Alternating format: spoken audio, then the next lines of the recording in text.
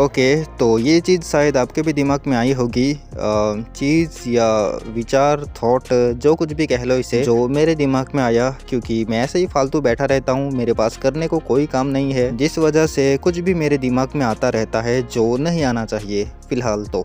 खैर चलो, अब मैं मेन टॉपिक पर आता हूँ। ओके, तो बहुत सारे ऐसे एनीमे हैं जिसमें एक चीज़ मैंने नोटिस की है जो आपने भी की होगी शायद, वो ये है कि ज़्यादातर एनीमे में जो मेन कैरेक्टर होता है वो तो फेमस और पॉपुलर है ही, पर उससे ज़्यादा उस एनीमे का साइड कैरेक्टर जो होता है वो उससे भी ज़्यादा पॉपुलर होता है, या कह लो कि उसका भी फैन बेस उतना ही होता है जितना कि मेन कैरेक्टर का होता है। जैसे कि अब नारुतो ही देख लो। अब मैं अगर पूछूंगा कि आपका फेवरेट कैरेक्टर नारुतो में से कौन है, तो ज़्यादातर लोगों का जवाब होगा इताची, ककाशी, जिराया, ओबिटो, पेन या मिनाटो, या और कुछ भी हो सकता है। और इसका मतलब ऐसा नहीं है कि नारुतो किसी का फेवरेट कैरेक्टर नहीं है, वो तो है ही, ठीक है, पर मैं ये कह रहा हूँ कि साइड कैरेक्टर भी उतने ही पॉपुलर है जितना कि मेन कैरेक्टर। और किसी भी एनीमे में मेन कैरेक्टर का जो स्क्रीन टाइम होता है वो सबसे ज़्यादा होता है और साइड कैरेक्टर का उतना नहीं होता है, पर जितना भी उसे दिखाया जाता है वो काफ़ी होता है हमें उसका फ़ैन बनाने के लिए। और ये तो सिर्फ नारुतो हो गया, ऐसे बहुत सारे एनीमे हैं जिसके साइड कैरेक्टर्स कुछ ज़्यादा ही पॉपुलर है, जैसे कि जुजुत्सु काइसेन देख लो।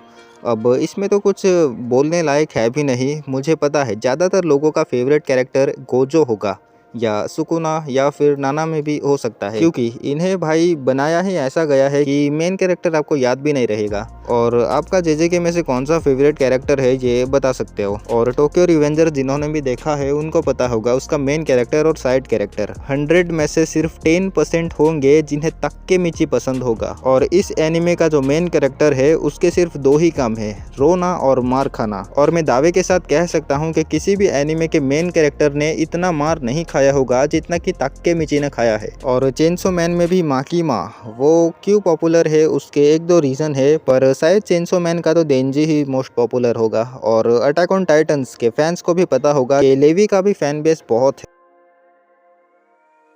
है, और इसके पीछे रीजन 1-2 नहीं बल्कि बहुत सारे हो सकते हैं या है, जैसे कि साइड कैरेक्टर्स बकचोद नहीं होते गोजो को छोड़ के, और जिराया मतलब उनका कैरेक्टर ऐसे मुसीबत में भी शांत होता है। और मुझे लगता है यही मेन पॉइंट भी है कि उनकी पर्सनैलिटी जो है वो एकदम शांत और काम है, फालतू की बातें नहीं करते, और उनके डायलॉग भी ऐसे गांड-फाड़ होते हैं कि सामने वाला वही मुद्दे। और उनका कैरेक्टर भी बहुत अट्रैक्टिव होता है, ये तो मानना पड़ेगा, जैसे ककाशी, गोजो, इताची, माकीमा, माइकी। और एक मेन पॉइंट ये भी हो सकता है कि साइड कैरेक्टर जो है उनको मरवा दिया जाता है, जिससे ये होता है कि फैंस उसे इमोशनली भी कनेक्ट होते हैं। और ये बात निकली है तो नारुतो में तो ऐसे बहुत कैरेक्टर है जो मर गए। और टोक्यो रिवेंजर्स में भी एक और नाम है बाजी, ये कैरेक्टर भी पॉपुलर है जो कि मर गया था। और जुजुत्सु काइसेन में भी गोजो, नहीं ये मुझे नहीं पता, पर कहीं देखा था कि उसको बीच में से काट दिया है, पर कुछ लोग बोल रहे हैं कि वो वापस आएगा, तो मुझे नहीं पता, ठीक है। और अगर आप रील देखते हो तो पता होगा, मतलब शायद आपने देखा होगा, अगर एनिमे के एडिट्स आपके फीड में आते हैं, तो मेरे फीड में तो आते हैं, जहाँ साइड कैरेक्टर्स को ऐसे बैडेस्ट लुक या